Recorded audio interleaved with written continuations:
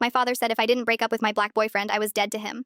The conversation happened on a Sunday afternoon in our kitchen. I was 19, home from college for spring break, and I'd made the mistake of mentioning Marcus in passing during lunch. My dad stopped mid-bite of his sandwich and asked what Marcus's last name was. Thompson, I said, not thinking anything of it. My father set down his food carefully and asked where Marcus was from. His family lives in Atlanta, I told him, wondering why this suddenly mattered. My mom got very quiet and started clearing plates, even though we weren't done eating. My dad leaned back in his chair with this expression I'd never seen before. Is Marcus black? He asked, not as a question but as an accusation. I felt my stomach drop because I knew exactly where this was going. Yes, I said, trying to sound casual. Why does that matter? It matters because you're not dating him anymore, my father said, like he was announcing the weather. You'll break up with him today. I actually laughed because I thought he had to be joking. We'd been together for 8 months. Marcus was pre-med, on the dean's list, volunteered at a children's hospital. He was kind and smart and made me happy. Dad, that's insane, I said. You can't tell me who to date. My mother finally spoke up from the sink, her voice shaking. Honey, your father's just worried about your future. People will judge you. It'll be harder for you. I stared at her in disbelief. Mom, it's 2024. Nobody cares. My father slammed his hand on the table hard enough to make the salt shaker fall over. I care, he said, his voice dangerously quiet. My daughter is not going to throw her life away on some boy who'll leave her with mixed kids and no prospects. The casual racism in that sentence made me feel sick. Marcus has more prospects than half the guys you wanted me to date, I shot back. He's going to be a doctor. My father stood up, his chair scraping against the floor. I don't give a damn what he's going to be. You will end this relationship or you will pack your things and leave this house. You'll be dead to me. Do you understand? I looked at my mom, waiting for her to say something, to defend me, to tell him he was being ridiculous. Instead, she just stared at the dishes in the sink and whispered, your father's the head of this household. We have to respect his decisions. That's when I realized my mom had known. She'd known exactly how he'd react, which is why she'd been weird when I first mentioned Marcus months ago. Why she'd always changed the subject when I talked about him. Why she'd never asked to meet him. I grabbed my phone and texted Marcus that I needed to leave early. My dad followed me upstairs while I threw clothes into a bag, listing all the reasons this relationship was a mistake. How my younger sister looked up to me and I was setting a terrible example. How his colleagues would talk. How I was ruining the family reputation. How he'd worked too hard to build our life for me, to destroy it with poor choices. I stopped packing and turned to face him. The poor choices being racist in 2024, I said. Marcus is a better man than you'll ever be. My father's face went red, and for a second I thought he might actually hit me. Instead, he walked to my closet, grabbed the rest of my clothes, and threw them on the bed. You have 1 hour to get out, he said, and don't come back until you've come to your senses. I called Marcus from my car, crying so hard I could barely explain what happened. He drove to my parents' house immediately and helped me load everything into his truck. My mom watched from the window but never came outside. My sister Jenna texted me asking what was going on, but I couldn't even begin to explain it. I stayed with Marcus's family for a week while I figured out what to do. His parents were confused about why I was suddenly homeless, and when I finally told them, his mother hugged me so tight I started crying again. She said I was welcome in their home as long as I needed, that her son had told them so much about me and they were glad to finally meet me, even under terrible circumstances. My dad called once, 3 days after he kicked me out. He said he'd been thinking about what I said and wanted to have a mature conversation. I agreed to meet him at a coffee shop near campus, but when I got there and saw who was sitting next to him, I realized this wasn't going to be the conversation I'd hoped for, and that's when things took a turn I never expected. Pastor Richard Williams sits next to my father, his Bible placed deliberately on the table between them like a weapon. I recognize him immediately from the local news. He runs that family values ministry that specializes in fixing LGBTQ+ youth through what they euphemistically call identity affirmation therapy, what most people call conversion therapy. I freeze in the doorway of the coffee shop, my heart pounding. This isn't a reconciliation, it's an ambush. There she is, my father says, standing up with a smile that doesn't reach his eyes. I'm glad you came. I approach slowly, not sitting down. What's going on, Dad? Why is Pastor Williams here? Pastor Williams extends his hand, which I don't take. Your father is concerned about your spiritual well-being, Sarah. He's asked me to help guide you back to the right path. The right path, I repeat flatly. You mean away from Marcus? My father looks around nervously, as if someone might overhear. This isn't about race, he whispers unconvincingly. This is about your future, about making choices that align with God's plan for you. God's plan includes racism now? I ask, loud enough that a few heads turn. Pastor Williams leans forward. Your father tells me this young man has you confused about your values, that perhaps his influence has led you astray from the teachings you were raised with. I laugh, a sharp sound that makes my father wince. Marcus volunteers at a children's hospital. He's going to be a doctor. He treats me with more respect than either of you are showing right now. Please, just sit down. Yes, my father says. We've arranged for you to stay with the Petersons for a while. They have that nice guest house, and Mrs. Peterson can mentor you. Pastor Williams has a wonderful program. A program? I interrupt. Like what you run for gay teenagers? You want to send me to straight camp because I'm dating a black man? Pastor Williams's smile tightens. We prefer to call it cultural identity reinforcement. Many young people are confused by modern influences that encourage inappropriate— Stop, I say, holding up my hand. Just stop. I'm not confused. I'm in love with Marcus, and there's nothing inappropriate about it. My father's face darkens. You will not speak to a man of God that way. A man of God wouldn't be sitting here helping you plan an intervention because your daughter is dating someone with different skin color. My phone buzzes in my pocket. It's a text from Marcus. Asterisk, everything okay? Asterisk. I'd told him about the meeting and he'd offered to come with me. I'd refused, hoping my father actually wanted to apologize. What a joke. If you walk out that door, my father says, his voice low and threatening, I'm cutting you off completely. No more tuition payments, no more health insurance, no more car insurance, nothing.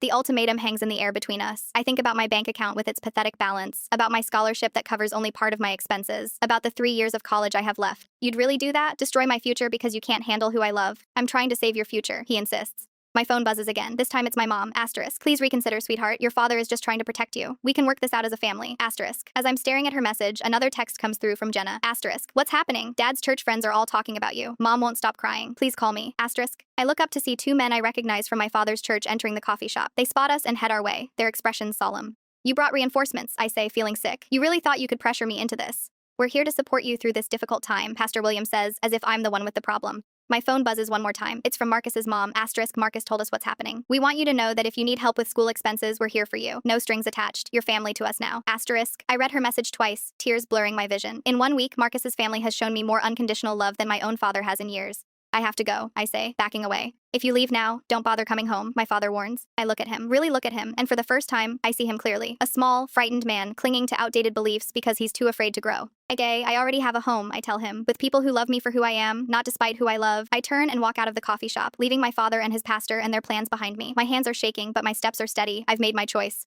Marcus is waiting in his car across the street. When he sees my face, he knows. It didn't go well, he says, not a question. No, I answer, climbing in beside him, but I'm where I need to be. He takes my hand and we drive away from the coffee shop, away from my father's ultimatum, toward an uncertain but authentic future. The drive back to campus feels like the longest 3 hours of my life. Marcus keeps one hand on the steering wheel and the other holding mine, glancing over every few minutes to check on me. I've stopped crying, but my chest still aches like something's been ripped out. You okay? He asks for maybe the 10th time. No, I answer honestly, but I will be. The campus looks different somehow when we arrive, like I'm seeing it through new eyes. This place that was just school a week ago is now my only real home. I should check with financial aid, I say as we unload my bags. Make sure my scholarship is still secure. Marcus nods. Want me to come with you? No, I need to do this part alone. I kiss him quickly. I'll meet you at your place after. The financial aid office is quiet on a Monday afternoon. The counselor, Mrs. Chen, reviews my file with a sympathetic expression after I explain my situation in the vaguest terms possible. Academic scholarship is completely separate from any family contributions, she assures me. As long as you maintain your GPA, you're covered for tuition. And housing? I ask, my voice small. That's separate, she admits. But there are emergency funds for situations like yours. We can classify this as a case of family estrangement. I hate that term estrangement, like my father and I just drifted apart naturally, instead of him disowning me for dating someone he disapproves of because of their race. I'll need to access my bank account, I tell her. My dad and I have a joint account where my summer job money is. I'd recommend doing that right away, she says. Family situations can get complicated. Too late. When I check my banking app after leaving her office, I discover my father has already emptied our joint account. Every penny of the $2,341.87 I earned working at the campus bookstore last summer, gone. I sit on a bench outside the administration building, staring at the zero balance, feeling violated. My phone rings. It's my mom. Sarah, are you okay? Her voice is hushed, like she's hiding somewhere to make this call. Dad cleaned out my bank account, I say, too numb to be angry yet. I know, sweetheart, I'm so sorry. She pauses. He's not thinking clearly right now. He's thinking perfectly clearly, Mom. He's just being cruel. She's quiet for a moment. I've set aside some money for you. I can't send it electronically because he's monitoring our accounts, but I can mail you a check. Won't he notice? I've been keeping a separate account for emergencies for years. He doesn't know about it. There's something sad in her voice that makes me wonder what else my mother has had to hide from my father over the years. Thank you, I whisper. Sarah, please consider what your father is asking. He loves you. Don't, I cut her off. If he loved me, he wouldn't be doing this. After we hang up, I sit there wondering how I'm going to afford books, food, or anything else. My phone buzzes with a text from Marcus. Asterisk. My parents just called. They want you to know their offer stands. No pressure, but they want to help. Asterisk. 3 days later, a package arrives from my mom. Inside is a check for $1,000 and a note that simply says, I love you. Be careful. Beneath it is my childhood teddy bear, the one I've slept with since I was 4. Seeing him, worn and familiar, breaks something in me, and I cry for the first time since leaving the coffee shop. Midterms come and go. I throw myself into studying, grateful for the distraction. Marcus's parents send care packages with gift cards tucked inside, never mentioning the money but making sure I have what I need. I try to refuse, but his mother calls me directly. Sarah, let us help, she says firmly. This is what family does. Family, the word stings in ways I didn't expect. My sister Jenna texts me daily updates about home. Dad's anger hasn't subsided. Mom cries when she thinks no one is watching. The pastor has been over for dinner 3 times. Jenna herself is caught in the middle, too young at 16 to defy our father, but old enough to recognize the injustice. Asterisk. Can I come see you this weekend? Asterisk. She texts one Thursday night. Asterisk. I miss you so much. Asterisk. When I pick her up from the bus station that Saturday, she runs into my arms like we've been separated for years instead of months. She's lost weight, her clothes hanging loosely on her frame. It's awful at home, she tells me as we walk around campus. Dad's turned it into this crusade, like he's saving our family from some terrible fate. What does Mom say? Jenna shrugs. She doesn't say anything when he's around, but I heard her on the phone with Aunt Lisa saying she doesn't recognize him anymore. We get coffee at the student union, and I introduce her to Marcus. She's nervous at first, clearly aware of the weight of this meeting, but within minutes they're laughing about some stupid meme, and I feel a rush of love for both of them. Later, when Marcus leaves to give us sister time, Jenna looks at me with tears in her eyes. He's wonderful, she says. I get it now. Get what? Why you chose him over everything else. I take her hands across the table. I didn't choose him over you, Jen. I chose myself. I chose not to live in a world where I let Dad's racism dictate who I can love. She nods, her eyes serious. I'm trying to understand. It's just hard being at home with all of it. I know, I'm sorry you're caught in the middle. Worth it to see you happy, she says, squeezing my hands, even if you don't look that happy right now. I'm getting there, I tell her, and for the first time I think maybe it's true. The Monday before Thanksgiving break, my phone rings with an unfamiliar number. Against my better judgment, I answer. Hello, Sarah, this is Pastor Williams. My stomach drops. How did you get this number? Your father provided it, he says smoothly. I'm calling to discuss the possibility of family counseling sessions. Your parents are very concerned. I'm not interested in your version of counseling, I interrupt. I know what you do to people you think need fixing. He sighs, as if I'm being unreasonable. Your father is willing to work through this situation with professional guidance. Wouldn't you like to heal your family? My family doesn't need healing. My father needs to stop being racist. That's a harsh accusation, Sarah. Your father simply wants what's best. For who? For him? For his reputation at church? My voice rises, because it's certainly not what's best for me. The Bible teaches us to honor our parents. It also teaches love, acceptance, and treating others as you want to be treated. I snap. Tell my father if he wants to talk, he can call me himself, without you as his mouthpiece. I hang up, hands shaking. Within minutes, my phone is flooded with texts from my father, each one more demanding than the last. Asterisk. You will not speak to Pastor Williams that way. Asterisk. Asterisk. You're making this situation worse with your attitude. Asterisk. Asterisk. I expect you home for Thanksgiving so we can resolve this as a family. Asterisk. I don't respond to any of them. Instead, I file an emergency housing request to stay on campus over Thanksgiving break. The housing director reviews my application personally, her eyes softening as she reads. Approved, she says, stamping the form. And Sarah, the residence halls will be open during Christmas break too, if you need them. The reality that I won't be going home for Christmas hits me like a physical blow. No family dinner, no Christmas Eve service, no presents under the tree. For a moment, I consider giving in, apologizing, pretending to break up with Marcus just to have my family back. The thought makes me sick with self-loathing. Max's mother calls that evening. We'd love to have you for Thanksgiving, she says warmly. Marcus tells me you make amazing apple pie. I learned from my mom, I say, my throat tight. Then you must teach me your secrets, she says. Our family needs some new traditions. Our family. The words wrap around me like a blanket. Christmas passes without a word from my father. My mom sends a small package of gifts, new gloves, a journal, a framed photo of Jenna and me from last summer. There's no card, no note, just the gifts wrapped in familiar paper. I wonder if she had to hide them from him too. Marcus's family includes me in everything midnight mass on Christmas Eve, stockings by the fireplace, the chaotic gift exchange that has everyone laughing. His grandmother gives me a handmade quilt and whispers that she's been waiting years for Marcus to bring home the one. The day after Christmas, I notice something strange on my Instagram. Comments from accounts I don't recognize, all saying similar things. Race traitor. Disgusting. Stick to your own kind. Your children will be confused mutts. I delete them as fast as they appear, but new ones keep coming. Then private messages start, more graphic, more threatening. One includes my campus address. Someone from my dad's church, I tell Marcus, trying to sound calmer than I feel. They've done this before to people who leave the congregation. We should report it. He says, his jaw tight with anger. This is harassment. It won't help, I say, deleting another comment. They'll just make new accounts. But that night, alone in my dorm room, I slide a chair under my doorknob before going to bed, just in case. My phone lights up with a text from Jenna. Asterisk, Dad found out you spent Christmas with Marcus's family. He broke the nativity set Mom's had since they got married. I'm scared, Sarah. When does this end? Asterisk. I stare at her message for a long time before responding. Asterisk, I don't know, Jen. I really don't know. I'm in my dorm room working on a biology paper when someone knocks. It's Tuesday afternoon and I'm not expecting anyone. Marcus is at his lab practicum until 5. Coming, I call, saving my document before opening the door. My father stands in the hallway, looking simultaneously out of place and determined in his pressed khakis and button-down shirt. My heart lurches into my throat. Dad? I manage, gripping the door frame for support. What are you doing here? He shifts uncomfortably, glancing past me into my room. Can I come in? I'd rather not have this conversation in the hallway. Every instinct screams this is a trap, but a small, desperate part of me wants to believe he's here to apologize. I step back, letting him enter. He surveys my tiny dorm room, the photos of Marcus and me on the wall, the quilt his grandmother made me draped across my bed, textbooks stacked on my desk. His jaw tightens briefly before relaxing into something that almost resembles a smile. I've been doing a lot of thinking, Sarah, he says, not sitting despite the chair I've gestured toward. About you, about us as a family. I cross my arms. And I may have reacted too strongly. The words sound rehearsed, like he's practiced them in the car. Your mother is devastated. Jenna misses you terribly. I miss them too, I say carefully. But nothing's changed, Dad. I'm still with Marcus. Hey, he takes a deep breath. That's why I'm here. I want to meet him, properly this time. I stare at him, searching for signs of deception. You emptied my bank account. You tried to ambush me with Pastor Williams. You called me dead to you. I was angry, he admits. I said things I shouldn't have. But I'm trying here, Sarah. Can't you meet me halfway? The hope blooming in my chest feels dangerous, but I can't squash it completely. What exactly are you proposing? Dinner, tonight, if possible. Just you, me, and Marcus. He says Marcus's name like it costs him something, so we can talk. I hesitate, then pull out my phone. I'll text him. He has lab until 5. That's fine. 7 o'clock, there's a steakhouse downtown that's supposed to be good. As I text Marcus, my father wanders around my small room, examining things without touching them. When my phone buzzes with Marcus's reply, I feel a rush of gratitude. He says he can make it. I tell my father. Good, Dad nods, heading for the door. I'll see you both at 7 then. After he leaves, I immediately call Marcus. Are you sure about this? He asks, his voice concerned. No, I admit, but I have to try, right? If there's any chance of fixing things. I'll be there, he promises, but I'm calling my parents too, just in case.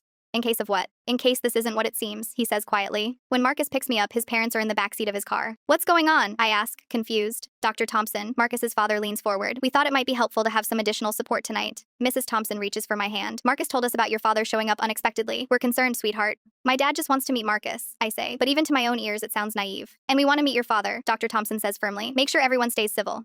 The drive to the steakhouse is tense. Marcus keeps glancing at me, his expression worried. When we arrive, I spot my father immediately at a table near the window. My stomach drops when I see he's not alone. Pastor William sits beside him, along with 2 elders from our church. My mother is there too, looking small and uncomfortable. I knew it, Marcus mutters. We can leave, Mrs. Thompson offers, but I shake my head. No, I'm done running from this. We approach the table, and my father's face darkens when he sees the Thompsons. Sarah, he says tightly, I thought I was clear about who was invited. You weren't clear about bringing half the church leadership, I counter, my voice steadier than I feel, so I brought support too. Pastor William stands, extending his hand to Dr. Thompson, who ignores it. We're simply here as spiritual guidance for a family in crisis. The only crisis, Dr. Thompson says evenly, is the one being manufactured by people who can't accept 2 young people in love. My mother looks up, meeting my eyes for the first time. Sarah, honey, we just want what's best for you. This is what's best for me, I say, gesturing to Marcus. He's what's best for me. We all sit down in an uncomfortable silence. The waiter approaches, then retreats quickly, sensing the tension. Let's be direct. Pastor William says, folding his hands on the table. We're concerned about Sarah's spiritual well-being and the choices she's making that contradict her upbringing. Marcus shifts beside me. With all due respect, sir, Sarah's relationship with me doesn't contradict any Christian values I'm aware of. One of the church elders, Mr. Grayson, I think clears his throat. Young man, the Bible is clear about not being unequally yoked. That refers to believers and non-believers. Mrs. Thompson interrupts, her voice sharp. My son was raised in the church. He volunteers at a children's hospital. He's studying to be a doctor to help people. It's not just about faith, my father says, his mask of reconciliation slipping. It's about culture, about family traditions, about race, Marcus says flatly. Let's stop pretending this is about anything else. The table falls silent. My father's face flushes red. You don't understand what you're asking her to give up, he finally says. The challenges she'll face, the judgment from society. From your society, maybe, Dr. Thompson says. Not from ours. My mother reaches for my hand across the table. Sweetheart, we're just worried about your future, about any children you might have. They'll be confused. The only thing confusing them would be having a grandfather who can't love them because of their skin color, I say, my voice breaking. The restaurant has grown quiet around us, other diners sensing the confrontation. My father leans forward. Sarah, I've tried to be reasonable. I've offered to reconcile, but I can't sit by and watch you throw away everything we've built as a family for this. He gestures dismissively at Marcus. This? Marcus repeats, his voice dangerously quiet. I have a name. I have accomplishments. I have treated your daughter with nothing but respect, which is more than I can say for how you've treated her. You need to watch your tone, boy, one of the elders warns. Don't call him boy, Dr. Thompson says, standing up. Not ever. The tension crackles like electricity. My father looks at me, his expression hardening. This is your last chance, Sarah. Him or your family. You can't have both. Before I can respond, my mother surprises everyone by standing up. Stop it, Richard, she says, her voice trembling but clear. Just stop it. Look what you're doing to our daughter. Look what you're doing to our family. Karen, my father starts. No, she interrupts. I've stood by while you emptied her bank account, while you lied to me about trying to reconcile, while you planned this ambush. I won't do it anymore. My father stares at her in shock. You're taking her side after everything we've discussed? I'm taking the side of love, she says simply, which is what you should be doing too. Dr. Thompson places a hand on my shoulder. Mr. Coleman, I understand your concern for your daughter. As a father myself, I respect that. But what you're doing isn't protection, it's control, and it's driven by prejudice, not love. You don't know anything about me or my family, my father snaps. I know you're willing to lose your daughter over the color of her boyfriend's skin, Dr. Thompson replies, and I know that if you continue down this path, you'll regret it for the rest of your life. My father stands abruptly, his chair scraping against the floor. This meeting is over. Sarah, you've made your choice clear. No, Dad, I say, finding my voice. You've made your choice clear. I'm still here, still your daughter, still the same person I've always been. I'm just asking you to see Marcus as a person too. Pastor Williams places a hand on my father's arm. Richard, perhaps we should... We're leaving, my father interrupts. He looks at my mother. Karen? She hesitates, looking between my father and me. I'm staying, she says quietly. I need to talk to my daughter. The color drains from my father's face. Without another word, he turns and walks out, Pastor Williams and the elders trailing behind him. In the silence that follows, I realize I'm shaking. Marcus wraps an arm around me, and Mrs. Thompson passes me a napkin for the tears I didn't know were falling. I'm so sorry, my mother whispers. Sarah, I'm so sorry. Dr. Thompson signals the waiter. I think we could all use some water, and maybe some food. This isn't over. Hey, but perhaps we can continue this conversation somewhere more private. As the waiter approaches, Marcus squeezes my hand under the table. You okay? He murmurs. I'm not okay. My father just walked out of my life again. But looking around at the people who stayed, Marcus, his parents, and now, finally, my mother, I realize I'm not alone either. I will be, I tell him, and for the first time, I truly believe it. Dad storms out of the steakhouse, leaving my mother behind for the first time in their marriage. The silence at our table feels both heavy and somehow liberating, like the moment after a thunderstorm passes. I'm so sorry, Mom says again, her hands trembling around her water glass. I should have stood up to him months ago. Dr. Thompson signals the waiter. Let's order some food. No one thinks clearly on an empty stomach. We eat dinner in a strange bubble of tension and relief. Mom asks Marcus questions about med school, his volunteer work, his family. She's trying so hard it breaks my heart. Mrs. Thompson squeezes my hand under the table when I start to cry halfway through dessert. It's been a long day, she says gently. Why don't we take Sarah and Karen back to our hotel? We can talk more tomorrow. In the hotel lobby, Mom hugs me tightly. I need to go home tonight, she whispers. Your father. I need to make sure he's okay. He kicked me out, Mom, I remind her, the hurt still fresh. He emptied my bank account. I know, and I'll never forgive myself for letting it happen. She pulls back to look at me, but I can't just leave him like this. He needs help. And I want to be angry, but I see the conflict in her eyes. Call me tomorrow? I ask. She nods. I promise. For 2 months, my father refuses all contact. My mom calls daily, her voice growing stronger with each conversation. She started seeing a therapist, something Dad always dismissed as liberal nonsense. I've been enabling his behavior for years, she admits during one call. Not just with you, with everything. I thought being a good wife meant supporting him no matter what. And now, I ask, now I'm learning that sometimes support means challenging someone when they're wrong. She pauses. I've withdrawn money from our joint accounts. I've put it in a separate account for you, for your education. Dad will notice. I warn her. I hope he does, she says, and I hear a new resolve in her voice. Jenna texts me photos of college brochures scattered across her bed. Asterisk. Mom's helping me apply to schools out of state. Dad doesn't know yet. Asterisk. In March, my mom drives up for a weekend visit. She brings more of my belongings and takes Marcus and me to dinner. No steakhouse this time, just a casual pizza place, where she asks Marcus about his family, his dreams, his plans after graduation. I'm applying to medical schools, he tells her. Hopefully, somewhere Sarah and I can both continue our education. You're applying too? Mom asks me, surprised. I nod. Graduate programs in biology. Marcus's parents have been helping me with application fees. They shouldn't have to, Mom says firmly. That's our responsibility. When she leaves Sunday afternoon, she hugs Marcus goodbye. Take care of each other, she says, and thank your parents for me, for everything they've done for my daughter when we couldn't. Summer arrives, and with it, a new crisis. My off-campus apartment lease is ending, and I have nowhere to go. I can't afford a place alone, and staying with Marcus would mean paying for housing we won't use when fall semester starts. Move in with me, Jenna suggests during a video call. I'm getting an apartment near campus. Dad doesn't know yet. You're only 17, I remind her. How are you getting an apartment? Mom's co-signing, she says with a mischievous grin. She says it's time I experienced independence before college.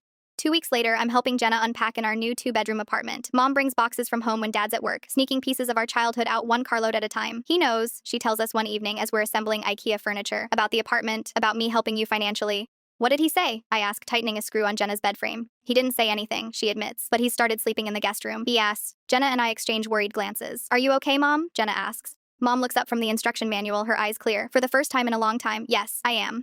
Marcus helps us settle in, bringing tools and hanging pictures. His parents bring a housewarming gift, a beautiful quilt for our living room, sofa, and a basket of kitchen essentials. This is what family does, Mrs. Thompson says when I try to thank her. We take care of each other. We take care of each other. Like stay. Senior year passes in a blur of applications, exams, and tentative planning. Marcus and I both apply to programs in Boston, Chicago, and San Francisco, hoping at least one city will accept us both. In April, the acceptance letters start coming. We're both in at Northwestern. Marcus calls his parents immediately, whooping with joy. I stare at my letter, wondering if I should call mine. Call her, Marcus says gently. Your mom would want to know. Mom answers on the first ring. I got into Northwestern. I tell her. Marcus too. We're going to Chicago. Oh, sweetheart, that's wonderful. Her voice breaks. I'm so proud of you both. Will you come? I ask hesitantly. To graduation? The silence stretches for a moment. I wouldn't miss it, she finally says. Your father? I don't know, but I'll be there.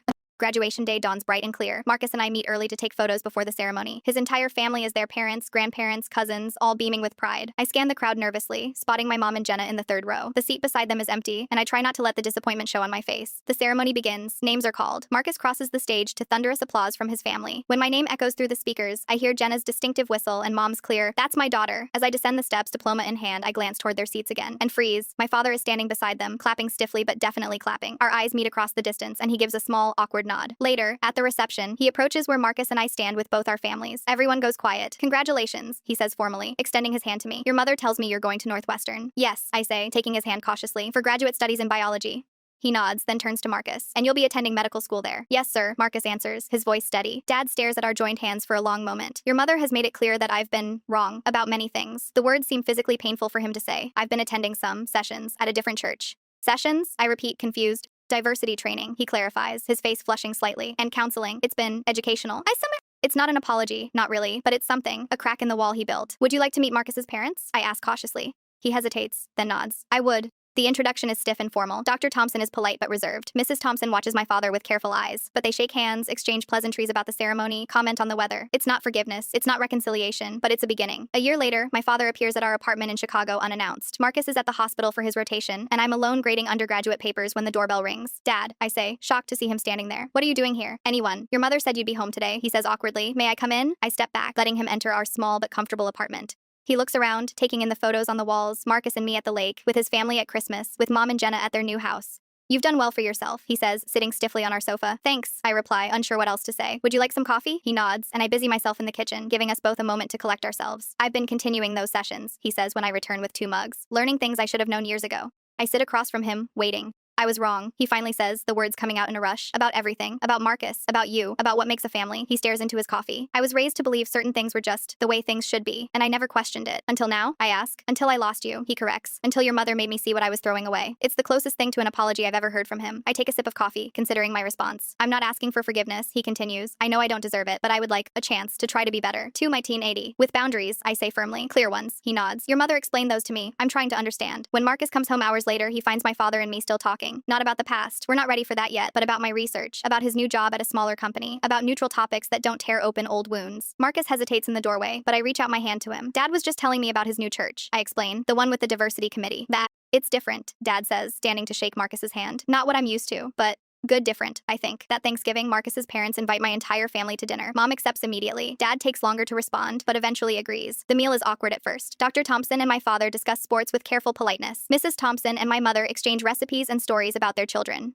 Jenna charms everyone with tales from her freshman year of college. As we're clearing dessert plates, Mrs. Thompson brings out a photo album. We thought you might like to see these, she tells my parents, since you missed some moments. Inside are photos of Marcus and me from the past 2 years studying together, at his white coat ceremony, moving into our apartment. My mother cries openly. My father sits very still, his face unreadable as he turns the pages. You look happy, he finally says, looking up at me. I am, I tell him honestly. Later, as everyone is saying goodbye, my father pulls me aside. Your mother and I received the save the date, he says quietly, for next summer. I nod. Marcus proposed last month, a simple, perfect moment in our favorite park. I'd like to be there, Dad says, if you'll have me. We'd like that, I reply, surprised to find I mean it. As we watch our families depart, Marcus's parents driving my parents to their hotel, Jenna leaving with Marcus's cousin who's showing her around the city. I lean against Marcus on our doorstep. Do you think they'll ever really accept us? I ask. I think they already do, he says, kissing the top of my head. In their own way, and they'll keep learning. That's all we can ask for. He's right. The journey hasn't been easy, from that first confrontation in my parents' kitchen to planning a wedding with both our families involved. There are still moments of tension, still old wounds that haven't fully healed. And as I watch my father help my mother into the car, then turn to wave awkwardly at us, I realize something important. Love isn't always easy or immediate. Sometimes it's a choice you make every day, a conscious decision to be better than you were yesterday. And sometimes, if you're lucky, that choice leads to something beautiful.